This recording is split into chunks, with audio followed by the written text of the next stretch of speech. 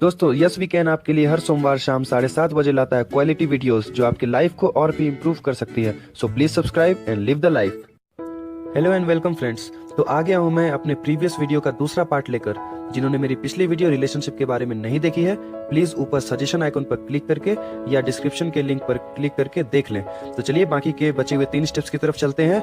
चौथे स्टेप से हम लोग शुरू करेंगे। चौथा स्टेप है क्लेरिफाइंग एक्सपेक्टेशंस। अपनी उम्मीद या चाहत को क्लियर करें। दोस्तों बहुत बार ऐसा होता है कि हम लोगों से एक्सपेक्टेशंस रखते हैं, पर वह पूरा ना होने पर हमें बुरा लगता है या हम उस इंसान को कोसने लगते हैं जिससे हमने एक्सपेक्टेशंस रखी है। दोस्तों आपको ये समझना होगा कि बाकी लोग आपकी तरह सेम नहीं सोच सकते। वे आपके रिस्पेक्ट या केयर बिल्कुल करते हैं, पर जैसा आपने सोचा हो वो बिल्कुल वैसा तो नहीं कर सकेंगे। सबसे अच्छा है कि अपनी एक्सपेक्टेशंस को डिस्कस की जाए। अगर आप एक्सपेक्टेशंस क्लेरिफाई नहीं करेंगे तो शायद मिसअंडरस्टैंडिंग और दूरियां रिश्तों में दरार पैदा कर सकती है।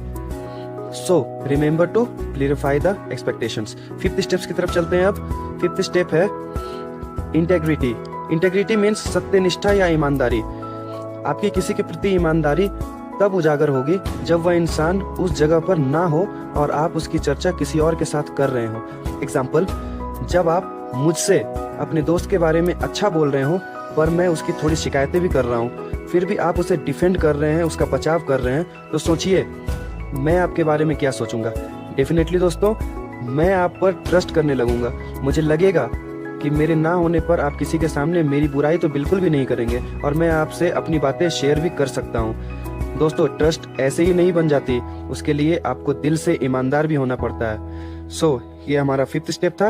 अब लास्ट स्टेप, अपने 6th स्टेप की तरफ चलते हैं। 6th स्टेप है अपोलोजाइजिंग। जी हाँ दोस्तों, माफी मांगना। अगर आपने गलती की है तो प्लीज माफी मांगे, ईगो में ना रहें। अगर आप माफी मांगकर सब ठीक करना चाहते हैं तो इसका मतलब ये नहीं है कि आप छोटे हैं या आपका ईगो हर्ट हो रहा है। आपका माफी मांगना तो ये दिखाता है कि आपको अपने रिलेशनशिप की कितनी ज्यादा कद्र है। इससे आप उस इंसान की नजर में और बेहतर भी हो जाते हैं।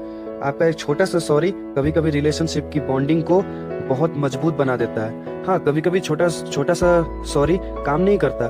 ऐसे में आपको समझना होगा कि आपने अपने सामने वाले को इमोशनली हर्ट किया है।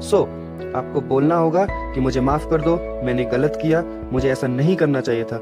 दोस्तों आपकी माफी सिंसियर होनी चाहिए, उसमें ईगो को जगह ना बनने दें। और डेफिनेटली दोस्तों इस बात का जरूर ध्यान रखें कि सॉरी बोलते वक्त आप फिर से सामने वाले को दोष ना दें, नहीं तो ये फिर से झगड़े का रूप ले लेगा।